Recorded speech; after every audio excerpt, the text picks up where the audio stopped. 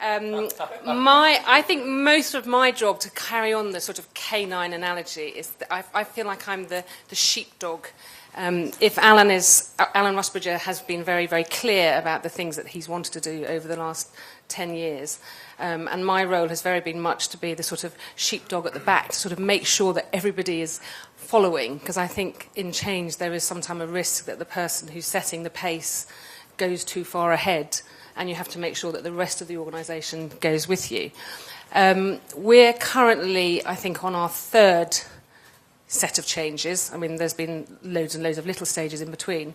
The first was very much sort of integration, and we did that in terms of merging The Guardian, The Observer, and the website, and that can only be described as a torturous process involving so much brown paper. I'm sure there was a shortage that year of people off-site trying to work out what the North Star was, trying to map the as-is, trying to map the to-be. It was an incredibly formal process. And we did that. And then we moved to digital first, which was much more about, in retrospect, was more about how do we put stories onto the website before we put them in the paper. And the phase that we're in now, which has been very much based on what we learnt in our America office and the Australian office, is digitally led, where rather than just thinking about times of publication, it's how do we make all our decisions digitally led? How do we think about the digital expression first and then retrofit the newspaper from it, rather than the other way around? And this one we're doing, rather than in this sort of big process somewhere else, we're doing it more virally.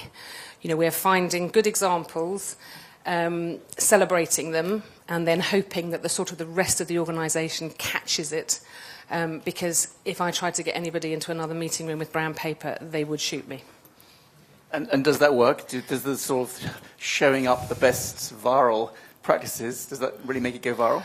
I mean, we've only been on this sort of last phase since just before Christmas, and it does seem to be working.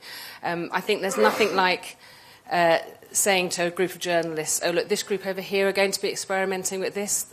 It seems to make the rest of them think, well, I feel I'm missing out. And that seems to work much better than forcing them in a room and trying to make them be digital. It's more a sense of, I don't want to be left behind. So it does seem to be, yeah, I would say it is working at the moment. And do you have 100% of the staff eager and gung-ho to do everything? Absolutely not, no. What sort of percentage do you think are actually really into this, and what sort of the percentage are just sort of along for the ride? I think intellectually and emotionally, the vast majority of them are totally along for the ride. I think in practice, it's just very hard. I think everybody finds it very hard to change, and I would think that it's not very fully established yet, these ways of working.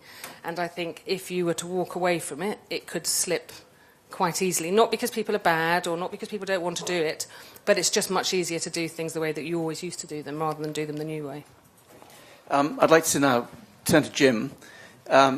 You have this incredible experience of having been the digital guy at the New York Times, which must be one of the most conservative news organizations out there. Or perhaps that's not true. You contradict me. Depends on who you ask, but and now and then you moved to Mashable. Or first you moved to Reuters, and then you moved to Mashable. Correct. It just would be very interesting to get your perspective on how different really is that culture at Mashable from the New York Times. I don't even know that a comparison is fair. Because I don't say that in a bad way, but the two news organizations couldn't be more different. In fact, I was just talking to my former colleague, Michael Golden, who is at the New York Times, about some of those differences. I went from a news organization that it numbered its reporting staff in the hundreds. There were 1,100 or 1,200 journalists, in fact, by the time I left 2 years ago at the New York Times. And I work in a newsroom now where I think we have 55 journalists. So just, if you just look at the scale, there's obviously no comparison. And I think, of course, we have to, in a small operation, in a digital operation, digital-only operation, have to do things different. I mean, in a sense, we have now a great luxury that the New York Times doesn't have, which is we do not have a legacy to worry about. Our legacy is 9.5 years old. It's all digital. We don't have anywhere near the kinds of fixed costs that a printing news publisher has to manage. We don't have the infrastructure. We don't have the layers and layers and layers of personnel that we have to deal with, which gives us great liberty and great freedom to take chances, to find new approaches. In fact, I'm in a situation where I have to keep up with my own boss, who's got all kinds of ideas bouncing all around, and I think that stands in sharp contrast to a more traditional legacy operation where the decisions from the top are very carefully calibrated. The decision-making process is very, very slow, very, very deliberate. So I feel like and for me, the world has been turned upside down. Sheila was talking about how at the Guardian, the initial attempt was to do it in a very sort of programmatic way. At the Times, did you try and do that same sort of programmatic approach to integrating the web and the print, or how was that? It was a bumpy ride, I think, for a number of reasons. There was, anyone who's studied change and studied the process of change will tell you that change has to start from the top. It has to, or at least it has to be endorsed. It has to be fully believed in. And one of the striking things about the Times, and again, Michael, correct me if I go astray in my analysis, but the need to sort of protect the revenue stream on the traditional legacy print side is so strong that a lot of the decisions are made with that sort of conservative, protective mindset. And so I think that led to a more conservative set of decisions, and I think it made it more difficult for change to really be embraced by the entire organization because of that ambivalence at the top. And that has now changed? I think so. I mean, we were just discussing. I haven't been there in 2 years, but from all I can see, the Times is making a lot of innovative steps and recognizing that it obviously needs to protect its business, but it also needs to innovate and experiment as well. Frederick, I'd like to ask you a question. You have experience, obviously, in French newsrooms, but you also have an international perspective on things. When you look at the difficulties of changing a newsroom, do you think there is cultural specificity, or is it really very much the same problem everywhere? Are French journalists harder to get to change than English ones or American ones, for example? So, French are used to bash quite a bit what they are doing. So I will try to escape this trap. The thing is, the more I go into it, the more I think as Sheila just mentioned, for instance, in a legacy media such as The Guardian or such as the Les Echos or maybe the New York Times, you will end up having only a small fraction of people being actually on board. I totally agree with you. Intellectually speaking, the whole people who are working with us kind of super smart. They know quite a lot of things. And of course, they do understand the meaning of the necessity of change. But when it comes to overcome, for instance, the so-called nobility of the paper, it's a completely another story. I think, and I think it is very unfortunate, is that for legacy media, for quite a while, the noble product will remain the paper. And so I think this is complicated. Having said that, there is in legacy media some kind of structural impediment to change. I was recently discussing with a French publisher, Paris-based publisher.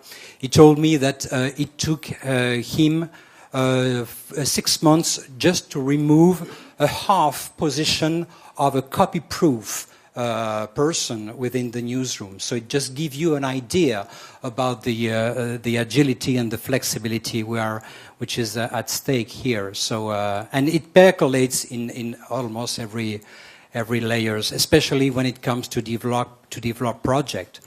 I mean, we have in the legacy media, have an approach to failure, for instance, which is absolutely at the polar opposite of what you have in technology company. And when it comes to deal with project in a newspaper, for instance, compared to a technology company, in a newspaper we will put, if you take an aircraft analogy, you will put just enough gasoline to have the aircraft running, long runway, slow slope, 10 degrees above the horizon, and after a while we'll say, this project after a year, it's okay, it's not losing that much money, or it's not bleeding that much money, so we're going to keep it up running. By contrast, you will have a technology company, they will put full blown of gasoline, engine full throttle up, and they will take off very, very quickly, and they might fail. Of course, the rate of failure might be greater, but the ability to start over will be greater as well. So I think this is really important in the way I envision the future of legacy media. Okay. Vincent, yesterday we had a brief conversation, and you were saying that what you think newsrooms need are product managers and people who understand consumer behavior better. Perhaps you want to talk about that. Is that what would make the difference in terms of changing the culture? You know, Wanifra was born in 1948, and these publishers were not stupid even at this time. They asked a third-party organization to bring outsiders in their thinking. And by outsider, I mean people from the international. So, French working on their issues in France have less chances actually to find a solution than bringing other perspective from other countries. And when I talk about product manager with a strong consumer insight, is also to bring the outsider, which is the audience today. For me, my experience in newsrooms is, and not only in France, I work in Switzerland, in Spain, and other countries. It's the problem is that most of these people, and it's not about newsroom, it's from the top to the bottom of the organization. We are really insider focused. We look at our processes. We don't look at the audience. And I don't see too many actually very good examples, even in 2015, about position in newsrooms where people have a responsibility similar to the editor also to drive the change. Not to give orders, but to document the understanding of the market.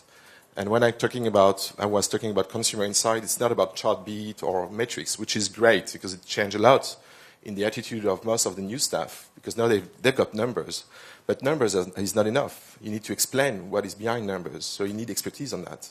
And I don't see these expertise today in our newsrooms.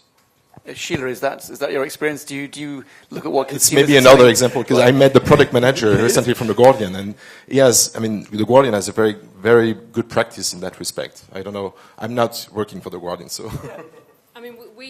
We do have a very strong product team that are part of the digital development team, but they come and sit on our news desk. We have our analytics person sitting right next to the person who is editing that day.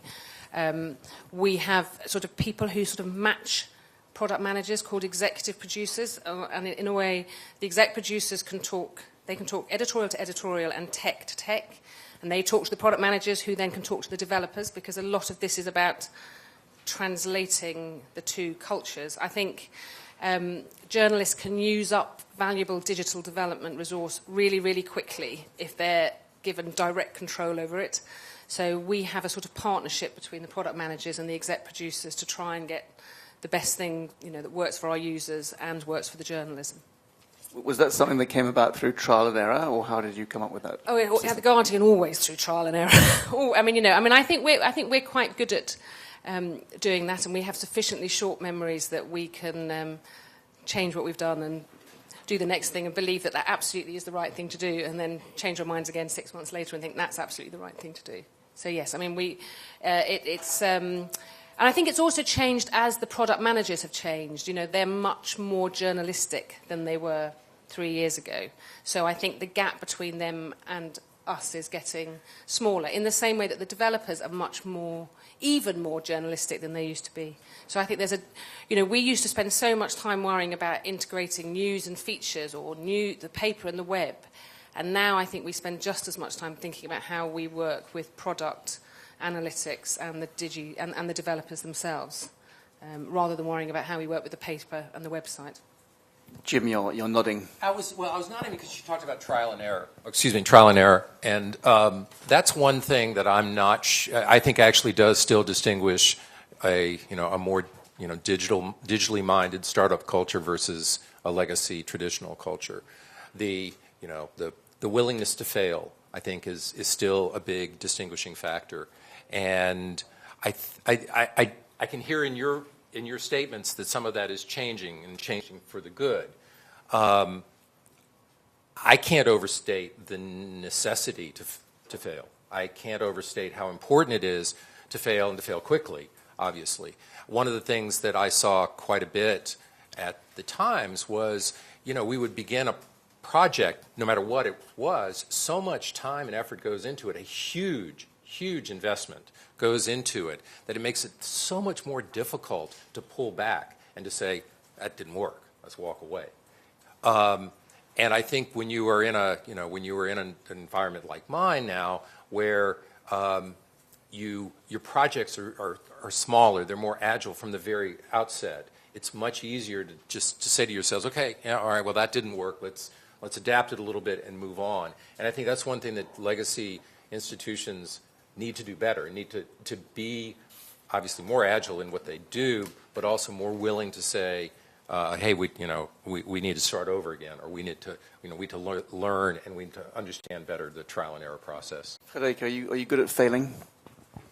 Oh, we had our share of failure, but we definitely need to rethink in terms of mentality in that respect. Of course, that's. In that instance, that's a French problem. Once you fail in France, you are marked. It's not a French problem. It's not a French problem, no, it's a problem. But okay, if you say so. But I'm surprised after all these years, seeing the technology company taking over. We are still so waterproof to the notion of failure. I'm surprised to which extent we have not been able to integrate this notion of failure.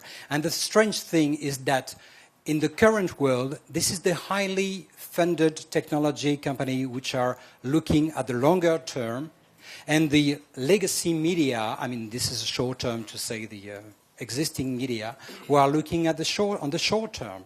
Basically, when you launch a product here in France or in a legacy media, people will say, well, your stuff needs to make money in the first year. And if you come up with the project saying, okay, you agree this is a good idea? Yes, it's a good idea. You agree that there is the potential for it? Yes, we agree. So now let's start with the audience, build the audience first. And there is tons of example within the realm of technology/media company of the new world, which start extremely brilliantly by building a huge audience first and then monetizing afterwards. We are not able to think in that terms in the legacy media, and I think this is a real problem. Okay, so we want to get back to the actual culture of change, and it'd be interesting to know.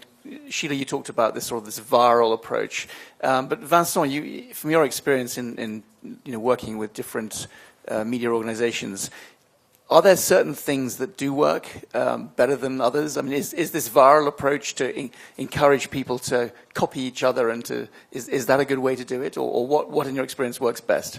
There is no one single solution. It's just it's a matter of process or culture. I'm surprised about this debate about innovation because I've got a strong. I've got two backgrounds. One is marketing research, consumer research. The other is about technology. And when you look at the process in a newspaper, innovation has always been key to the productivity and the revenues in the pre-publishing and in the printing. Innovation stops in the newsroom. So newspapers, should be aware about how does it work actually, and that worked for decades and centuries, and it always came from, again, I think the outside. And the suppliers, the connection between publishers and suppliers has been key to the development of innovation. Publishers themselves rarely invent something. It always came from the suppliers or, again, a demand or the market. And I think it should be the same, certainly in our environment, in the news environment. I would add a third element, which is, for me, also rather new and maybe untapped by many of our publishers in our community, is the strength of and the intelligence and the talent pools of the universities and academic centers. I'm surprised how skeptical this industry is about working and cooperating with academics. And I understand that in certain countries, I mean, for instance, France, it might be something difficult. I mean, talking about short-term and long-term. They are talking about long-term. They never talk the same language with publishers and business people in our publishing industry. If you look at the transportation industry, energy, pharma, even insurance, they work with academic and research labs. So that's one of our projects also, is to push these communication and this flow of talents and expertise between, and technology transfer between academics and publishers. And I think there is a huge potential to bring these. Ludovic talked about diversity this morning. It's about a diverse opinion, different disciplines, to shake your own mindset. And this that can only come from, again, people that don't work in your own environment, that question your process, challenge your process. Okay. One of the questions that has come up frequently is, what sort of governance is going to make change work best? We've just had a very interesting experience at The Guardian, where the journalists have voted in a non-binding fashion, if I understand correctly, for an editor. Is that good? Does that help the process of change, or does that actually get in the way? I mean, you can make the case. I used to work at the Wall Street Journal, and in comes Rupert Murdoch and just says, "Okay, we're going to change," and it happens. Otherwise, you get fired, which is a different approach. Is The Guardian the right way forward? That sort of buy-in and consensus? Well, I think it will definitely help Kath. To the extent that Kath Viner, the new editor, to the extent that everybody heard her manifesto and the hustings that she did with all the staff. But in actual fact, what was striking about it was the similarities between the things that Kath was saying, the things that Janine Gibson had learnt in America, the things that Wolfgang Blau was talking to us about, and the things that Emily had put into practice and is now seeing and observing in Colombia. And, lots of us were kind of very keen to how do we kind of hold on to all the talents, because actually, the sort of monolithic one person setting the pace it's just too big and too complicated. It was an indicative ballot. I think it was quite hard work. It was hard for them. It was great for the organisation listening and learning so much. I think the governance things I worry about much more are things like monthly reporting, quarterly reporting, which I think is the sort of deadening. I mean, obviously you have to do these things, but is the deadening hand in terms of when you're trying to do innovation. Because I do think we have done things, whether we've launched apps or products, that a board gets very fixated on about when is it going to happen, what's the date, what's the launch strategy. And that seems to be completely against what you're trying to do in a much faster, agile way in the newsroom. So I sort of dread it when we go to the board and say we're going to launch something in 3 months' time, because full well it will be 6 months' time. And that's a sort of that governance stuff about governance on product development. I don't think we've cracked properly at all.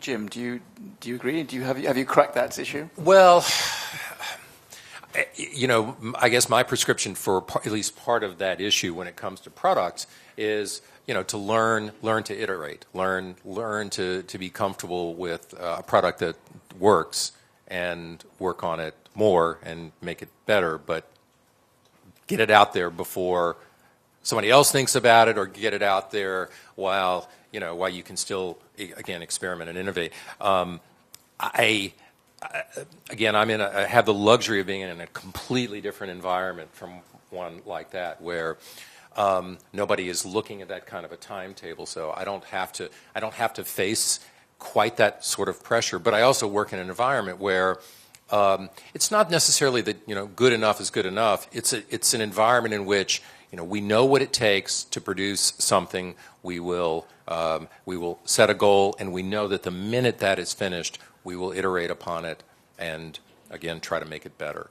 I think in more legacy operations, the stakes are higher. There are more people, more resources being applied to it, and there's more of a desire to make that product perfect before anyone gets to see it or use it.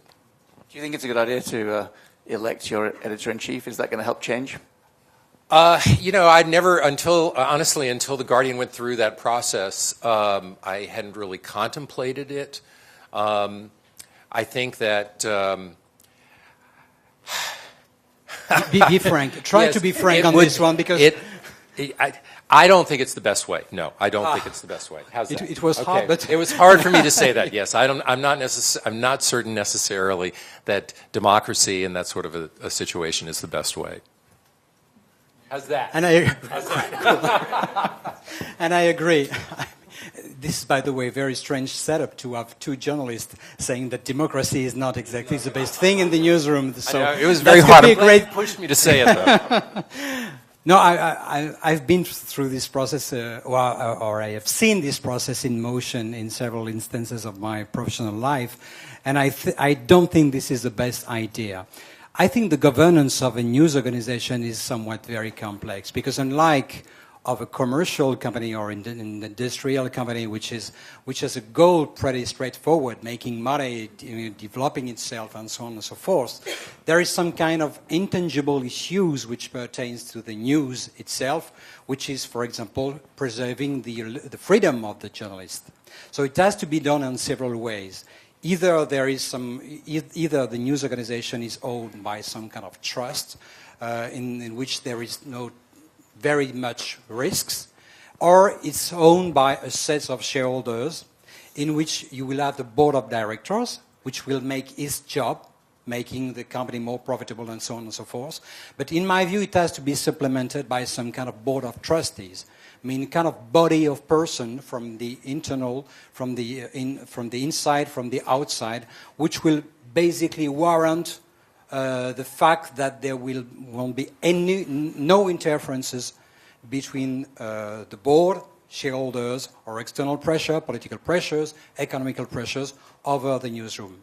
And if candidates for editor-in-chief can only, in my view, present their intention to this board of trustees, to this board of independent people, that's a much better system than having to go before the newsroom and say, guys, this is my project, and this is the hell of a fucking good project, excuse my French, but this is a very good project, and so on and so forth. It doesn't work, because basically you end up by having some kind of lower common denominator, and we're actually quite frank by saying that all the people, I'm sure, presented a very high quality project, but it was basically the same, basically the common denominator of what should be done for the Guardian. So you're looking at the Economist model rather than the Guardian? Yeah, actually, I'm much more comfortable with the Economist model. What about yourself in terms of Economist model for the Guardian? I'm sorry, I'm taking your...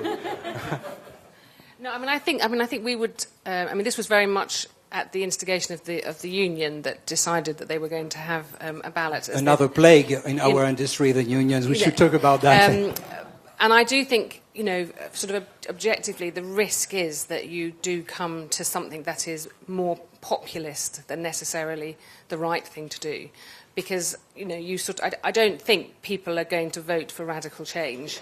I think they want to feel there is, low risk and there is continuity. Having said that, I think lots of you will have heard Emily and Wolfgang and Janine and Kath speak. I think they're still right out there in terms of the things that they want to do. But it is definitely the case a vote will bring down the sort of radical nature, I think. Well, it's not entirely true that people won't follow for someone advocating radical changes, because these times are calling for radical changes.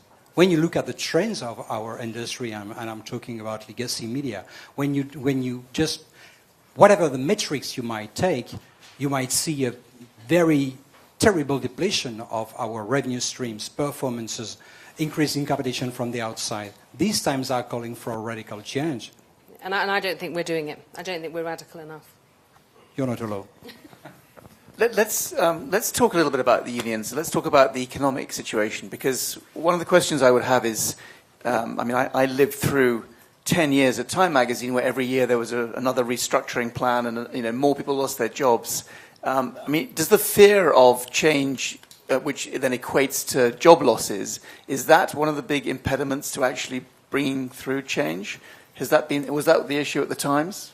I was thinking, I'm not sure this is directly in answer to this, but one of the biggest things that, to me, helped the Times change was the recession. 2008, 2009, when, that was a wake-up call for everyone, for the industry as well as for everyone who worked at that institution and I'm sure throughout the media. I think when that hit, it was such a jolt. We could see the damage throughout the industry in the United States, in other countries. I think that at that moment, people began to realize, if I don't change, we could all become extinct, or some version of that. So, I think that may argue slightly in the other direction from what you were saying, but I really felt like something did happen in that period between 2008 and 2010. Vincent, do you see that? Do you see there a connection between the economic situation and the fear of change? There's certainly a direct connection, yes. It's a combination of economic crisis and need to change, need to adapt, and also, again, the reason why we are here also, it's about technology. And the new consumer hands technology, and also the new tools used in newsrooms. And again, I may be obsessed, but again, I think being driven by the audience and having a chance to discuss numbers, metrics, attitudes, behaviors from your audience is a great value for a journalist, because he just understands who he writes for, who he talks to. And it's maybe certainly a pleasure also, a personal pleasure to understand exactly why. Who do I address my thoughts and input, and I think that changed radically. I think that was also for me one of the major breakthroughs during the past, let's say, maybe 5 years. So it's rather new, 5-6 years. Is these rapidly advancing new technologies where you go in a newsroom, and in every newsroom in the world, most of them, they do have these big walls with data and metrics. It's the first, it's not enough for me, but it's the first really change, and with a combination of course, the pressure from the economics. You need to move. You cannot just stay there. You commit suicide otherwise. It's no use going to work every morning. So Sheila, how do you then reassure and encourage the holdouts, those who don't want to change, and who are in the newsroom, who don't like what's going on and who grumble, and we all know that there are lots of them. How do you actually deal with them? How do you just sort of essentially get them to retire? No, we endlessly talk to them. I think that's the only thing that we can do. It's a constant dialogue. I think it's sort of different people in different groups. We've tried everything. We have people from outside come and talk. We have sort of experts within the building. We sort of have these sessions called Let's Talk Digital, where, a person from one department will come and talk to other people about it. It's a slow and gradual process, and it does seem to be the case that every year some people will sort of go, I don't think this is for me anymore. I feel this isn't the job that I came into. But it's constant communication. That's the only thing that we're doing, really. And training, obviously. And Jim, from your perspective, what you see at Mashable, how much of that would be applicable back at the Times in terms of getting people excited about changing? One of the things that I saw a little bit of this at the Times, and I'd be curious to know how much of it goes on now. Vincent talked about access to metrics. I think a lot of traditional journalists, when Chartbeat started filtering into the newsroom, their first reaction was, I don't go near that stuff. I don't care what the audience thinks. But then vanity takes over, right? And so people get curious. Okay, what are the metrics attached to my stories? It became a very personal thing, and I think social media has sort of reinforced that a little bit as well. Just the simple fact that you can count Twitter followers. People pay attention to those. We are all vain people. We pay attention to metrics like that. And I certainly think in terms of the culture, the culture I'm surrounded by, where everyone is very, very active on social. Everyone is also pretty aware of where they stand, where they rank socially. That some of that awareness, I think, could be part of the lives of more traditional journalists. And I think that playing on their popularity, playing on that vanity is a valuable thing. And the other aspect of it is convincing them, making them realize that they don't live in a vacuum, that that metrics are important. Metrics do demonstrate your connection to your audience. And if you're not connecting to an audience, then what are you doing? Frederick, does vanity work in France too? Oh yes, vanity is a great leverage, of course. No, I mean seriously, we have been doing a lot of progress of people looking at metrics right now, and we are happy at Les Echos to see that the actual requests for more and more sophisticated instruments are coming from the newsroom, which is a very good sign. I just would like to come back to one of your answer earlier about the drivers of change, and you mentioned at the New York Times the recession, but don't you think, both of you, that at this very, very moment, the change we are seeing in the media landscape are not some kind of worse than any recession? When you see, for instance, that Facebook is about to become the main gatekeeper, like it or not, and I'm not judgmental about Facebook. My judgment is very negative about Facebook, but that's another subject. But no, seriously, I mean, I was having the discussion recently with someone at the Financial Times.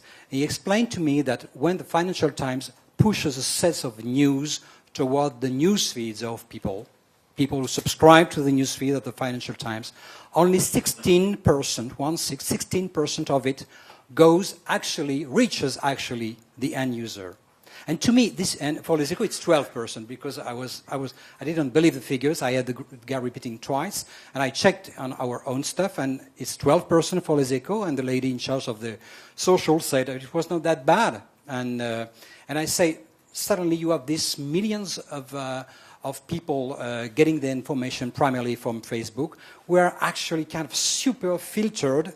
And to me, this is a much bigger threat than any kind of recession. I would like very much to have your view about this. Well, I suppose I think that, because I mostly work with the journalists who, are constantly asking why are we doing this, and I feel like they've gone through phases where, first of all, why are we doing SEO? And we spent a long time explaining why they did that, and they're all really good at that now.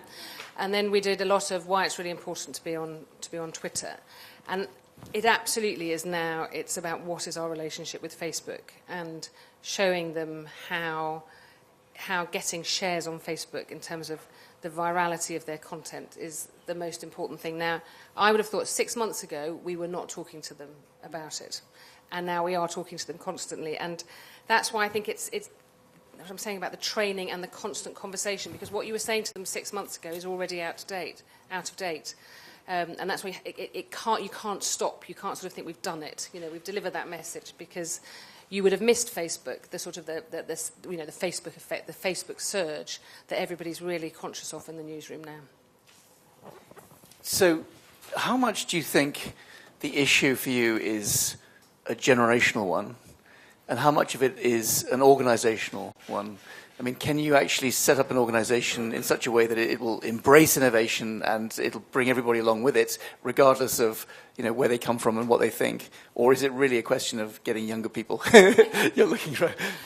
Well, I mean, it's so much easier. It's been so much easier in America and Australia. I mean, obviously the people who work there, had their own issues to deal with. But it is very, very difficult when you're also trying to produce a newspaper 7 days a week. I mean, it's kind of lovely to fantasize the blank piece of paper, and if you were going to start again, would you set it up like this? No, you wouldn't. But as long as the economics say that I like to think of our print revenue as sort of sheltering digital. That's what I try to sort of imagine it as. That it's helping to fund while we make that transition, because I think the newsroom don't find it very inspiring when we talk about the legacy business, or they feel that we're sort of, describing it as a weight or something that slows us down. Whereas talking to them about it in terms of, you're helping us make this that revenue is helping us make that transition. But no, you wouldn't start like this. But we are where we are, and you have to kind of make the very, very, very best of it. And I think that's what we're trying to do. Vincent, is it generational or is it organizational? Definitely not generational. My most innovative colleagues and partners and boss were retired maybe 10 years ago. So it's nothing to do with generations. I think it's, I would say a little bit of organization, but much more about individuals. You need a leadership somewhere, and not only at the top of the organization, but also in the intermediate levels of the organization. So no generational issue. For me, it's not a generational issue. Well, given my age, I have to say it's not a generational issue. There you go. So yes, for speaking for that generation, it's definitely not. No, it is. I agree, Vincent. It is an organizational one. I go back to what I said very early on in the panel, where I do think that direction from the top, change doesn't necessarily have to be led from the top per se, but it does need to be endorsed from the top. It needs to, the people who are trying to bring about change in an organization, they can push against walls and put their heads against walls, but if they don't have their superiors saying, yes, we're supportive of your efforts, they're ultimately doomed. So what would you say would be what advice would you give to a newspaper on the planet Mars which hasn't yet gone digital? How would you do it? What are the crucial? What would be they're still running on tablets, on stone, or whatever it is. What are the sort of the best practices? What really works in your experience? Is there anything that you could sort of nail down and say this is really what you have to do? I think in terms of going back slightly to the generational question, we've had about 15 trainee digital journalists in the newsroom this year, and the idea was that we were going to train them. That's why they were the trainees. And after about 6 weeks, we all realised that they were going to train us, because actually they were doing things just because they would do it for their friends, or they would do it in their student publication or whatever. So I think you have to sort of top and bottom it, and so I sort of think you have to have a vision. You have to have this new blood that's kind of coming into your newsroom that I think are digital natives, because I think otherwise it's just hard to be constantly to tell. I think you have to show, not tell, and then I think you have to really get as much out of your product team and your digital development team, because they're sort of at the side of you, and I think you have to kind of attack it on all three levels. I think if you just leave it to one person to make inspiring speeches, that won't work. If you just have new blood, that won't work. But I think you just have to kind of attack it on multiple different levels, and don't give up, because as I said before, I think it slips back terribly easy in the legacy business. So what proportion in your newsroom of journalists are there to product managers to developers? So in the DigiDev team, which would include infrastructure and developers and product managers, there's 140 in our DigiDev team, and there are 700 journalists. So that's about what 1 to 6 or something. How is that at Les Echos? It's much more than that, actually. One of the first advice, if I may, this is very pretentious to give some advice, but it's like you said, investing in technology will be a key issue. I think our companies in legacy media are underfunded, which is a real problem because it prevents innovation, and they are under technology developed, and plus the organization are way too complex. We should go for small teams, project teams, encouraged to try, to fail, to iterate, and to go back to the drawing boards and so on. And so this is key in my view.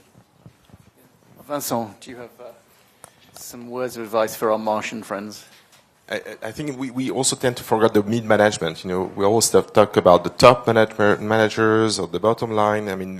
My experience when I was, referring to this experience about introducing audience inside in the newsroom, is that Of course, I mean, I had the endorsement of my editors and my CEOs, but the most critical people I ever worked were, I mean, the mid managers, the editors, or the head of sections, because they are really protective. I mean, if you can work on that, I mean, that would be certainly helpful. I mean, that would help me in my past position. It's also a lot about diversity. I was at this time really also keen to leverage the visuals, infographics, and pictures in my newsroom and in the newspaper. And I also felt that these people were aside, as suddenly someone said about this ostracism of technologists in the newsroom. I mean, we've been also we had a similar attitude with many of our journalists, in picture journalists, infographics, and others. Talking about diversity, so again, I mean, the more diverse your staff is, I mean, the better it is, and you need to bring different disciplines, not only journalists. In our organization, we also talk a lot about gender balance also in our industry, which is also something critical. I don't know if it's a solution, it's good to at least have a look at these, right balance of diverse cultures, diverse opinions. And again, talk to your audience, talk to your suppliers. I'm still believe that many of these innovations comes from this environment, and these also set up this building. I mean, shows that. I mean, you've got a lot of developers working here, and they don't work for them; they work for someone else most of the time. Well, say talk to your audience, talk to your suppliers, and I'll just mark down something else. Talk to everybody. No, but this is what he said. I mean, it's Facebook 6 months ago at The Guardian was certainly not the same issue as it is today. If you don't engage a discussion with these people, I mean, you don't have any chance to find a solution. If we don't engage a discussion with Google, as we said this morning, there is no way also to find a solution to cooperate. So, I mean, engage a discussion, and that plays also internally. I mean, I've been dealing with a lot of silos in my companies in the past.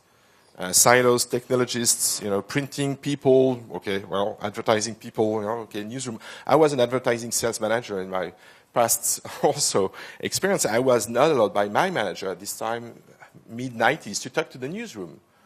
So that was her responsibility, and I was just a junior sales manager. I mean, that's not the way, an organization can move forward. We need also to think in terms of the relationship to customers. And we need to take into account the expectation of the audience. Today, the expectation of the audience we are facing in digital media are the customers from Amazon, are the customers from Apple. And if you compare the way that, for instance, you have to exchange an item purchase on Amazon, send it back, and the way that you have to deal with the customer relationship of a subscription department, of the economist, et cetera, it will be a totally different world. And it's not an accident that personally, over the last 2 years, I had a very complicated and sometimes unsolved subscription problem with the New York Times, the Wall Street Journal, Fortune, and the Economist, and plus another one for paid and expensive subscription, while at the same time, I'm dealing with Amazon on a constant basis because I'm a fairly big customer, decent like everybody else in this room, customers from Amazon, and it goes flawlessly. Same, and I think today the expectations that we are facing for our customers is basically to have exactly the same experience they have with Les Echos, with The Guardian, than they have with any technology vendor. So that's a very important issue, I think. Okay. We have just a few minutes left. I'd like to ask one last round of questions, which is related to something that Vincent actually mentioned, and that is the traditional separation between the news side and the business side, which obviously the New York Times was incredibly strong. The Wall Street Journal was very strong too. When we're talking about the culture of change, does that have to change too? And if so, how do you manage that? Of course. This actually, I had an idea about your Mars question, and I think I can put these two together. There can't be a caste system in a modern news organization. Now, Frederic mentioned, I can't remember what you were saying about the premiere, that the paper was nobility. The nobility. Thank you. The nobility of the print side. that carries over to everyone else not being noble, everyone else being an underclass. And I think that whether that is digital journalists or whether it is people in the product department or people on, selling ads or on the business side, I actually feel, maybe this is, some utopian vision that would never happen, but I do think that too many news organizations see these structures in their head where this group is anointed as, they are the premier, they are the nobility. And I think that undercuts, that hurts the efficiency of an organization. It certainly is going to make it more resistant to change if those kinds of walls are built up. I certainly saw some of that resistance at the times where both on the, within the news department, there was definitely a first class and a second class group of citizens, the print journalists versus digital journalists. I'm sure a lot of that has since changed.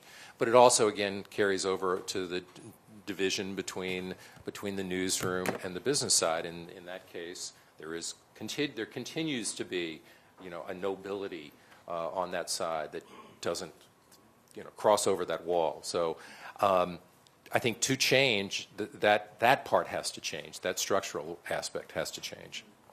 Sheila, how does it work at The Guardian? Is there a growing togetherness and love-in between the business and the news side? And we police our boundaries very carefully when it comes to ensuring editorial integrity and that the reader or the user knows under what circumstances a piece of copy was commissioned, who wrote it, whether somebody else paid for it, what was the relationship.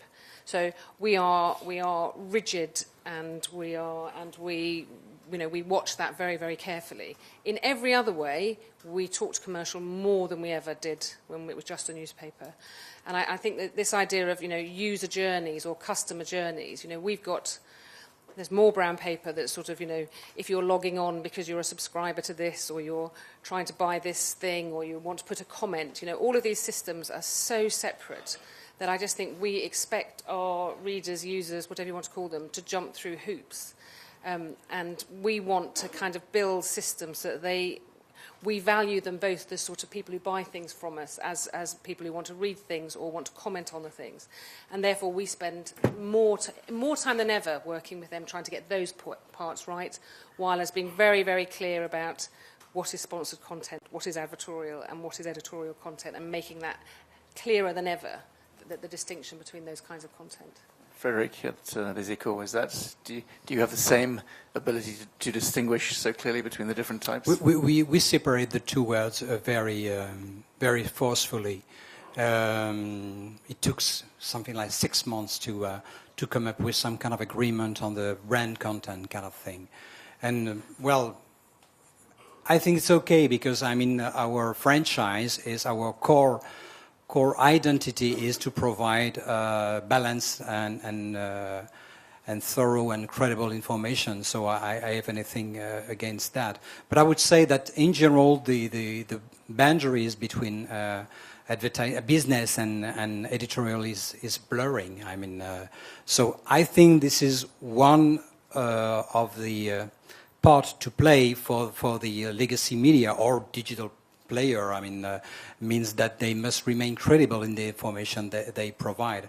And the problem is the level of the advertising situation is so bad when it comes to digital that a lot of media tends to go beyond what they should do, and I think this is a problem. Okay, well, I think we're going to have to wrap up there, but just to say thank you very much indeed to Jim, to Sheila, to Vincent, and to Frederick, and thank you to our Martians.